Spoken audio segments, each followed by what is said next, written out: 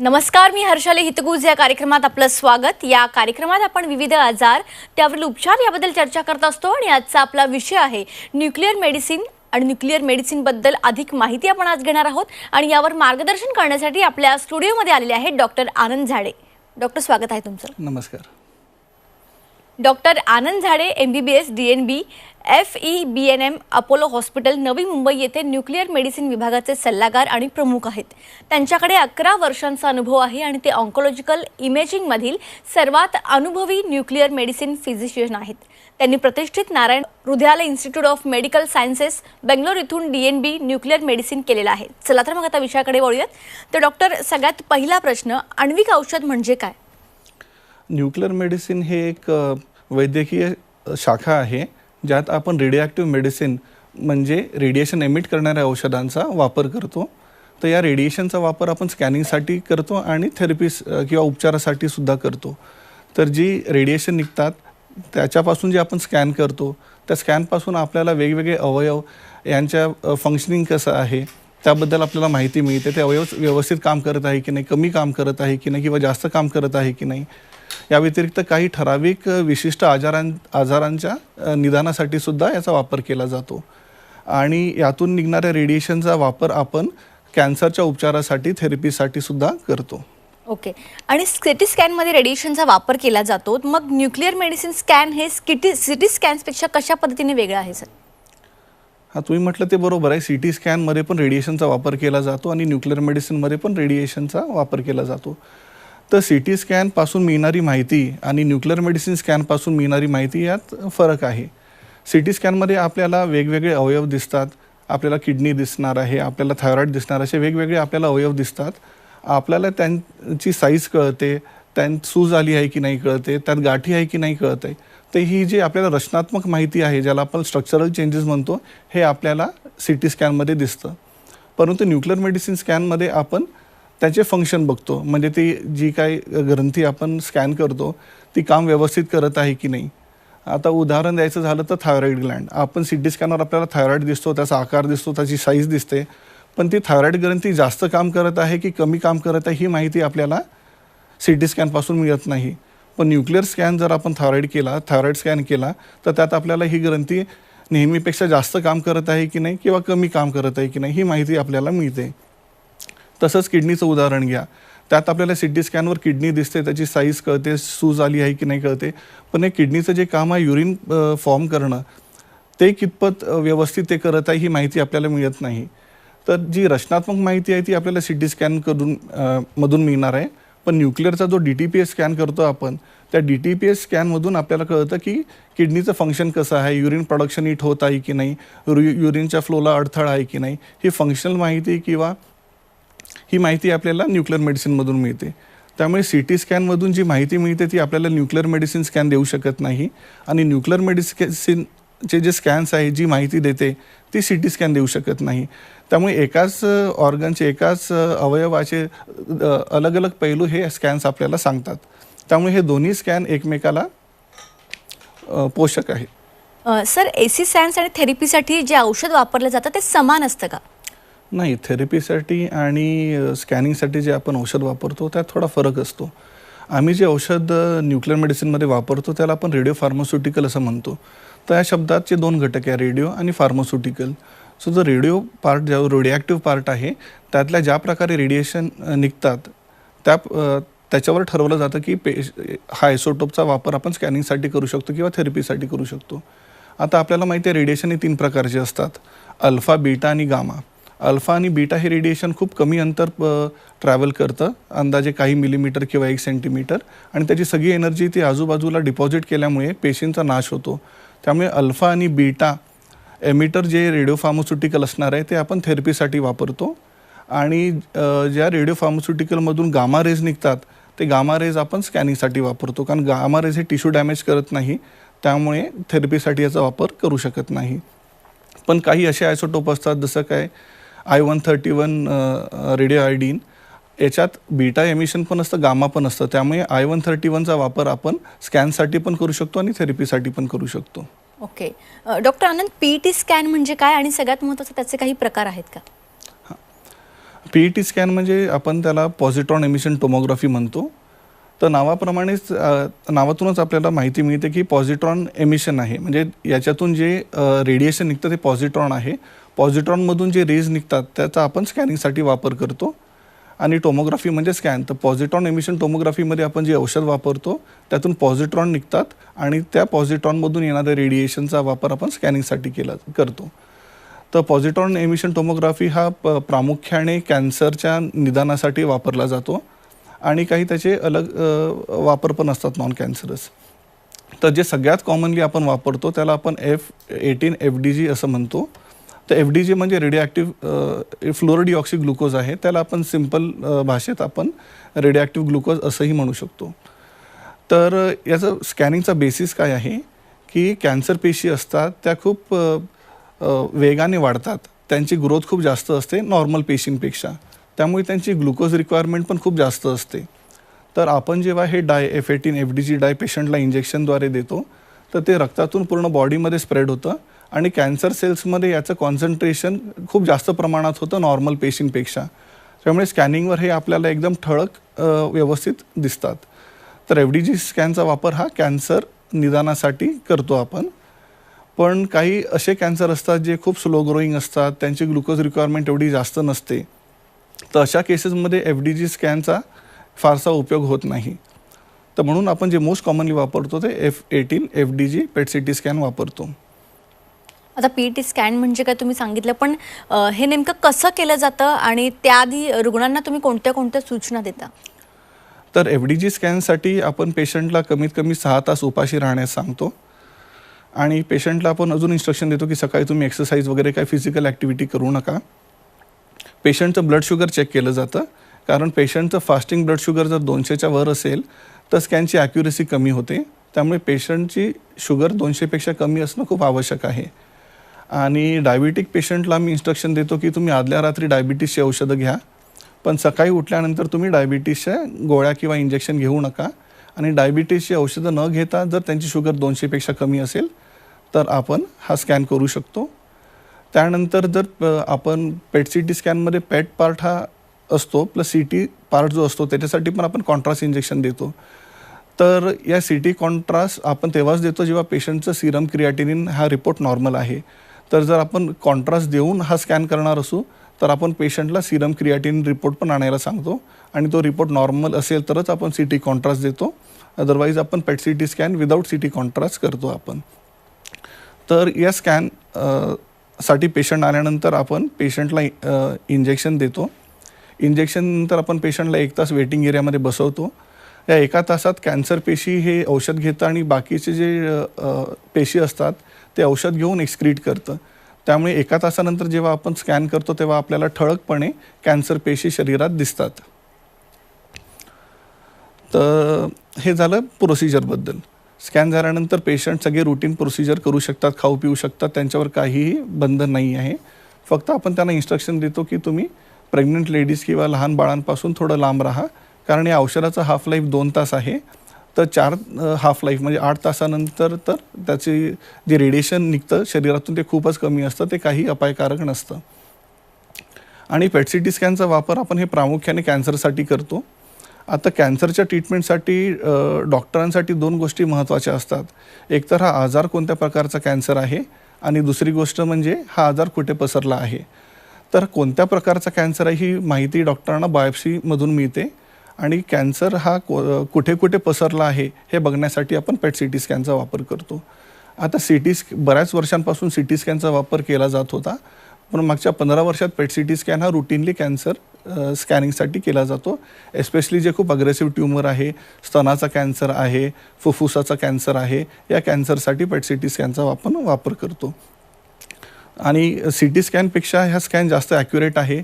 बऱ्याच कॅन्सरमध्ये 20% आपल्याला जास्त आजाराचे ठिकाण दिसतात, त्यामुळे पेशंटची ट्रीटमेंट पण 15 ते 20% पेशंटमध्ये पेट स्कॅन केल्यामुळे पेशंटची ट्रीटमेंट बदलते आणि त्याला योग्य उपचार मिळतो. दुसरी गोष्ट महत्त्वाची आहे की आपण पेट स्कॅनचा वापर हा ट्रीटमेंट रिस्पॉन्ससाठी पण करू शकतो. आता कॅन्सर पेशंट जेव्हा ट्रीटमेंट घेतात तेव्हा त्या औषधांमुळे पेशंटला गुण येत आहे की नाही, आजार कमी होत आहे की नाही हे बघण्यासाठी आपण पेट सी टी स्कॅनचा वापर करतो. कारण सी टी स्कॅनवरही चेंजेस दिसायला बराच वेळ लागतो. पेट सी टी स्कॅनवर आपल्याला आजाराला जो रिस्पॉन्स येतो हे बऱ्याच आधी कळतं. त्यामुळे पेट सी टी स्कॅनचा वापर आपण हा ट्रीटमेंट मॉनिटरिंगसाठी सुद्धा करतो. त्यानंतर कॅन्सर पेशंटला जेव्हा ट्रीटमेंट दिली जाते आणि पेशंट डिझीज फ्री आहे, नंतर पुन्हा ही कॅन्सर येण्याची संभावना काही पेशंटमध्ये असते. तर तशी काही शक्यता आहे का, आजार हा पुन्हा आला आहे की नाही आणि आल्यानंतर हा कुठे कुठे पसरला आहे हे बघण्यासाठी सुद्धा पेट सी टी स्कॅनचा वापर केला जातो. ओके. आता तुम्ही रेडिएशन इंजेक्शन्स पण देत असता, तर त्याबरोबर स्कॅनचे काही दुष्परिणाम आहेत का? नाही, कारण आपण FDG स्कॅन जे देतो ते एक प्रकारचं रेडिओॲक्टिव्ह ग्लुकोज आहे. ग्लुकोजचे काही साईड इफेक्ट बॉडीवर नसतात आणि हे रेडिएशन पण आहे जे पेशंटसाठी हार्मफुल नसतात, कारण त्यात बीटा किंवा अल्फा नसल्यामुळे ते टिश्यू डॅमेज पण करत नाही. पण बॉडीतून निघणारे रेडिएशन हा बाकीच्यांना पण रेडिएशन लागू शकतो, पण त्याचं प्रमाण खूप कमी असतं. त्यामुळे ॲटॉमिक एनर्जी रेग्युलेटरी बोर्ड हे जे आपलं सगळे ट्रीटमेंट न्यूक्लिअर मेडिसिन मॉनिटर करतं, त्यांच्या नियमाप्रमाणे पण स्कॅननंतर पेशंट बाहेर जाऊ शकतो. कारण रेडिएशन जो निघतो पेशंटच्या शरीरातून तो एवढा कमी प्रमाणात असतो की त्याच्यामुळे कोणाला काही धोका नसतो. फक्त ॲज अ प्रिकॉशन आपण म्हणतो की प्रेग्नंट बायका आणि लहान मुलांपासून तुम्ही लांब राहा स्कॅन झाल्यावर 6 ते 8 तासांसाठी. ओके. आणि सर, रेडिओ न्यूक्लिडाइड थेरपी म्हणजेच RNT म्हणजे काय असतं आणि ही रेडिओथेरपीपेक्षा कशी वेगळी असते? आता आयसोटोप थेरपीमध्ये आपण काय करतो, जसं मी आधी सांगितलं, आपण अल्फा किंवा बीटा एमिटर हे रेडिओ फार्मास्युटिकल वापरतो. हे आपण पेशंटला ओरली देतो, जसं आपण रेडिओ आयोडीन देतो, किंवा आपण पेशंटला इंजेक्शनच्या माध्यमाने हे देऊ शकतो. तर हे कसं आहे, हे औषधं बॉडीमध्ये ॲब्झॉर्ब होतात, ब्लडमधून पूर्ण बॉडीमध्ये सर्क्युलेट होतात आणि जिथे जिथे कॅन्सर सेल आहे तिकडे स्पेसिफिकली ते बाइंड होऊन त्या कॅन्सर पेशींना मारतं. त्यामुळे आयसोटोप थेरपीमुळे शरीरातल्या सगळ्या कॅन्सर पेशी जे आहेत, जे आपल्याला दिसत असेल स्कॅनवर किंवा ज्या पेशी दिसतसुद्धा नाही, त्या सगळ्या पेशींना ट्रीटमेंट मिळते आणि हे रेडिएशन पेशंटच्या आतून कॅन्सर सेल्सला मारतं. रेडिओथेरपीमध्ये काय होतं, आपण बाहेरून रेडिएशन देतो आणि एका ठराविक भागालाच रेडिओथेरपी दिली जाते. त्यामुळे त्या भागाच्या बाहेर जर कुठे काही आजार असेल त्याला ही ट्रीटमेंट मिळत नाही. तर थोडक्यात सांगायचं तर आयसोटोप थेरपीमधून आपण इंटरनल रेडिएशन निघतं आणि रेडिओथेरपीमध्ये आपण एक्सटर्नल रेडिएशन देतो. आयसोटोप थेरपीमुळे काय होतं की खूप स्पेसिफिक तेवढ्या कॅन्सर सेल्सलाच ट्रीटमेंट मिळते, बाकीच्या अवयवांना जास्त रेडिएशन मिळत नाही. त्यामुळे याचे साईड इफेक्ट पण खूप कमी असतात. रेडिओथेरपीमुळे ज्या भागाला आपण रेडिएशन देतो त्याच्या आजूबाजूच्या पेशींनासुद्धा रेडिएशन मिळाल्यामुळे काही साईड इफेक्ट होऊ शकतात. ओके. डॉक्टर, तुम्ही RNT म्हणजे काय सांगितलं, पण याचे पण काही वेगळे प्रकार आहेत का? हो, रेडिओ आयसोटोप थेरपी याचे बरेच प्रकार आहेत. रेडिओ आयसोटोप थेरपी कॅन्सरसाठी पण वापरला जातो, नॉन कॅन्सरस आजारांसाठी सुद्धा वापरला जातो. तर ग्रेव्स डिसीज आहे, हा एक थायरॉईडचा आजार आहे, ज्यात थायरॉईड खूप जास्त काम करतं, गरजेपेक्षा जास्त ते थायरॉईड हार्मोन प्रोड्यूस करतं. तर अशा पेशंटच्या थेरपीसाठी सुद्धा आपण आयोडीन थेरपी देऊ शकतो. हा नॉन कॅन्सरस आजार आहे. दुसरा आहे, काही लोकांना सांधेदुखीचा त्रास असतो, तर काही ठराविक सांधेदुखीचा आजार असतो ज्याला आपण रेडिएशन सॅनोवेक्टॉमी ही थेरपी देऊ शकतो. आपण जॉईंटमध्येच ते औषध देतो, त्यामुळे जे इन्फ्लमेटरी सेल्स आहे त्यांचा नाश होतो आणि पेशंटचा त्रास वगैरे कमी होतो. तर कॅन्सरच्या ट्रीटमेंटसाठी सगळ्यात कॉमनली आपण जे वापरतो ते आहे रेडिओ आयोडीन थेरपी. तर रेडिओ आयोडीन थेरपीचं बेसिक प्रिन्सिपल काय आहे की थायरॉईड जे सेल्स असतात, नॉर्मल थायरॉईड सेल, हे आयोडीन कॉन्सन्ट्रेट करतं, कारण त्यांचं काम आहे थायरॉईड हॉर्मोन बनवणं आणि थायरॉईड हॉर्मोन बनवण्यासाठी आयोडीन हे एक रॉ मटेरियल आहे. तर ज्या प्रकारे थायरॉईड सेल्स हे कॉन्सन्ट्रेट करतात, थायरॉईड कॅन्सर सेलसुद्धा हे आयोडीन कॉन्सन्ट्रेट करतं. तर थायरॉईड कॅन्सरची बेसिक ट्रीटमेंट काय असते, पेशंटचं निदान झाल्यानंतर सर्जन पूर्ण टोटल थायरॉईड ग्रंथी काढून टाकतात, तर त्याला आपण टोटल थायरॉइडेक्टॉमी म्हणतो. आणि टोटल थायरॉइडेक्टॉमीनंतर पण काही सूक्ष्म पेशी गळ्यात राहू शकतात जे आपल्या नजरेला दिसत नाही किंवा बऱ्याच वेळा स्कॅन्सवर पण पिकअप होत नाही. तर त्या छोट्या पेशींना मारण्यासाठी आपण हा रेडिओॲक्टिव्ह आयोडीन थेरपी देतो. या थेरपीसाठी ऑपरेशन झाल्यानंतर अंदाजे 1 महिन्यानंतर आपण ही थेरपी देतो.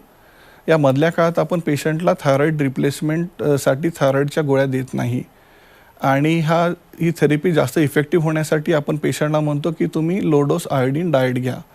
तो लो डोस आयोडीन डाएट आणि थायरॉईडच्या गोळ्या न घेतल्यामुळे ही थेरपीचा प्रभाव खूप जास्त वाढतो, त्याची इफेक्टिव्हिटी वाढते. इफेक्टिव्हनेस वाढतो आणि एका महिन्यानंतर आपण पेशंटला ॲडमिट करतो. तर हायडोस आयोडीन थेरपीसाठी रेग्युलेटरी रिक्वायरमेंट्स आहे. एका ठराविक विशिष्ट आयसोलेशन वॉर्डमध्येच आपण पेशंटला ॲडमिट करू शकतो आणि ते पण ARB रेग्युलेटेड आहे. ARBने अप्रूव्ह केलेल्याच फॅसिलिटीमध्ये आपण ही थेरपी देऊ शकतो. त्यामुळे ही फॅसिलिटी खूप कमी ठिकाणी अवेलेबल आहे भारतात. तर पेशंटला आपण ॲडमिट करतो आणि हे जे रेडिओॲक्टिव्ह आयोडीन आहे हे आपण त्याला ओरली प्यायला देतो. ओरली पिल्यानंतर मग हे पोटातून ॲब्झॉर्ब होतं आणि शरीरात जिथे जिथे कॅन्सर सेल्स आहे तिकडे तिकडे ते लोकलाइज होऊन त्या पेशींना मारून टाकतं. तर या थेरपीमुळे काय होतं की जे कॅन्सर सेल्स आहेत ते मरतात. हा आजार पुन्हा येण्याची शक्यता पण खूप कमी होते आणि जर निदान झाल्यावरच जेव्हा निदान होतं सुरुवातीला तेव्हा जर आजार बऱ्याच ठिकाणी पसरला आहे लंग्समध्ये बोन्समध्ये तर या आजाराला आटोक्यात ठेवण्यासाठी सुद्धा या थेरपीचा उपयोग होतो. ओके. तर पेट सिटी स्कॅन आणि न्यूक्लिअर मेडिसिन याविषयी आपण अधिक माहिती घेत आहोतच. डॉक्टर आनंद झाडे यांच्याकडून पुन्हा यावर अजून काही चर्चा आपण करणार आहोत. इथे एक छोटासा ब्रेक घेऊया, लगेच परत येऊया. ब्रेकनंतर आपल्या सर्वांचं पुन्हा एकदा स्वागत. आपल्यासोबत आहेत डॉक्टर आनंद झाडे आणि यांच्यासोबत आपण न्यूक्लिअर मेडिसिनबद्दल अधिक माहिती घेत होतो. तर पुन्हा एकदा विषयाकडे वळूयात. तर डॉक्टर, पेट सिटी स्कॅन तुम्ही सांगितलं की कॅन्सरवर जास्त प्रभावकारी आहे, पण ते नॉन कॅन्सरसाठी पण तितकंच प्रभावकारी आहे का? हो, नॉन कॅन्सरस आजारांसाठी पण हे प्रभावकारी आहे.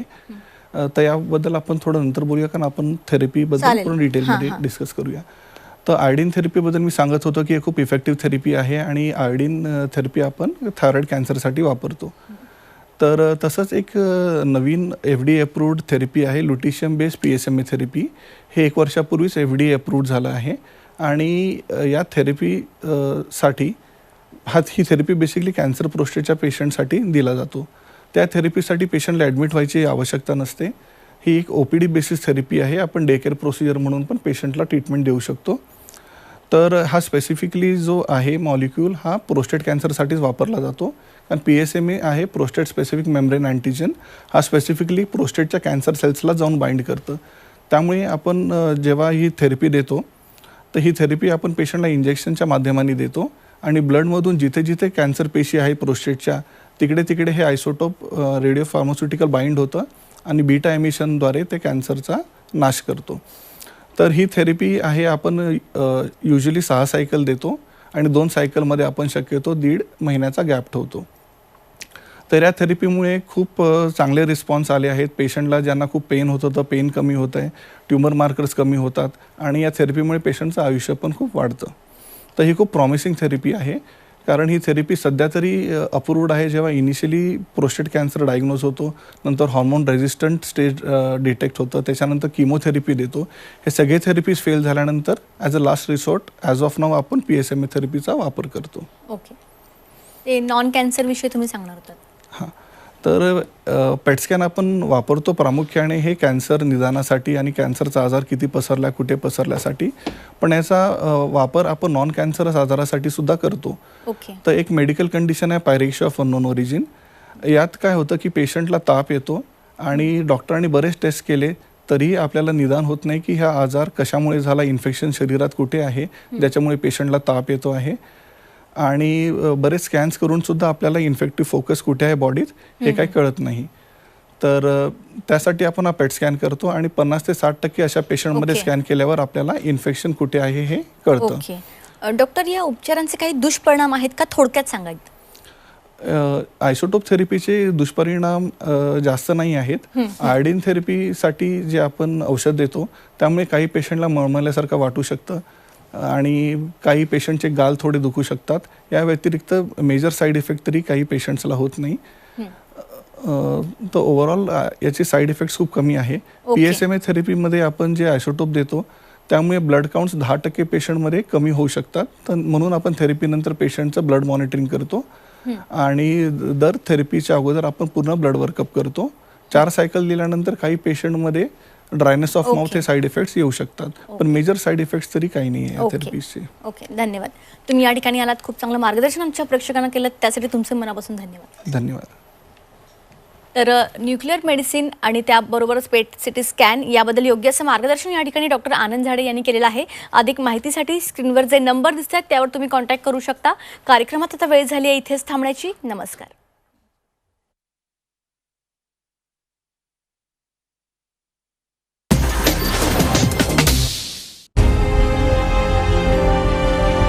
विकासाचा ध्यास म्हणजे